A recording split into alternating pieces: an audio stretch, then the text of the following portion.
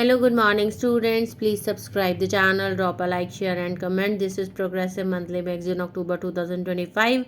Exercise number 17 on the speed of 100 words per minute. Start.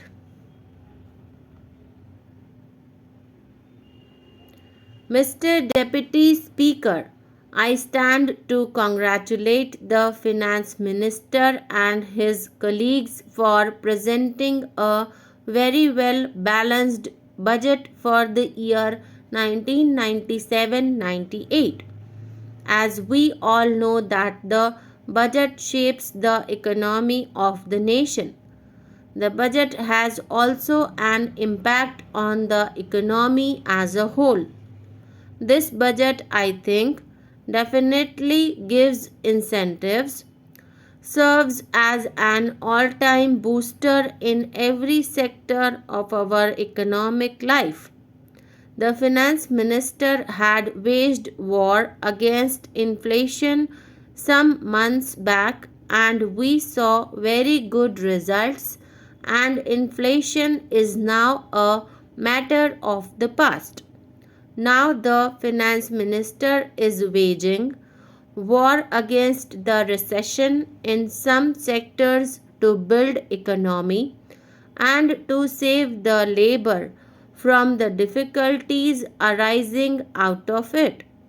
He has given orientation to this budget for all-round growth and incentive to the people to renovate their machinery so that government does not reach at that level as to take over such sick undertakings and then try to run them by investing huge amounts. The priorities have also been very well laid, looking to the assurances given every time that there will be at least 5% growth. We and the opposition have been very much worried because of the unchallenged growth of unemployed people, whether they are educated or uneducated. All care has been taken that a large number of industries could be established not only in the private sector but also in the public sector or by expansion of existing industries so that maximum number of people could be absorbed. The base of our economy is agriculture. Agriculture should have its roots not depending on rains, but it should have irrigational facilities and electricity all the time to use whenever required.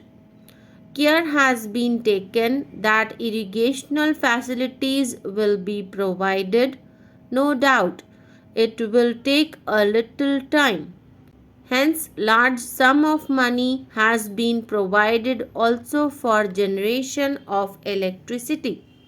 This it is hoped that it will be useful both for agricultural production as well as production in our factories. We were very much worried about the stabilization of prices. The economy of our economy depends very much on maximum of exports and minimum of imports. We export in terms of crores of rupees worth ready-made garments. Our textile mills were producing superfine and fine cloth as also the handloom as well as the powerloom cloth.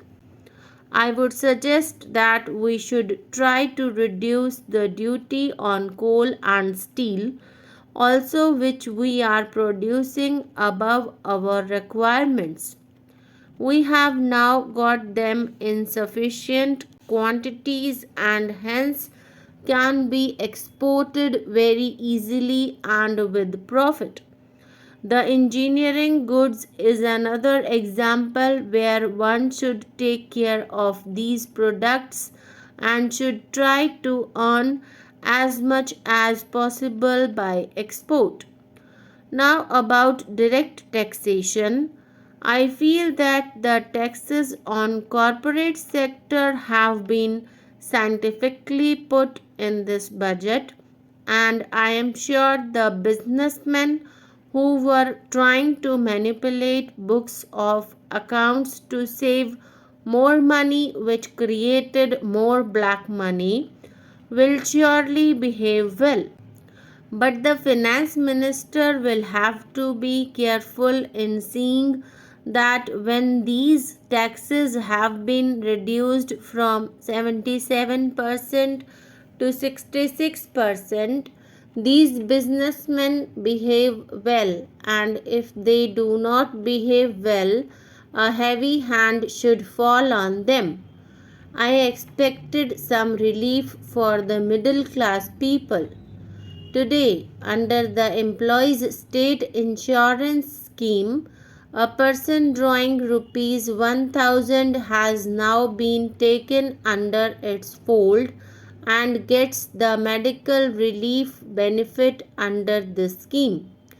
As also, since the value of the rupee has gone down, I am suggesting that the exemption limit of rupees 18,000 should be raised to rupees 22,000. The finance minister in his speech has admitted that by raising the limit to rupees 18,000, income tax department has not collected less amount, rather the collections have gone up.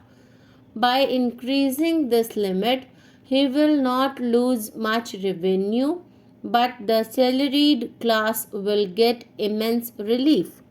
It is good that the finance minister could understand that misuse of concession to Hindus' undivided family.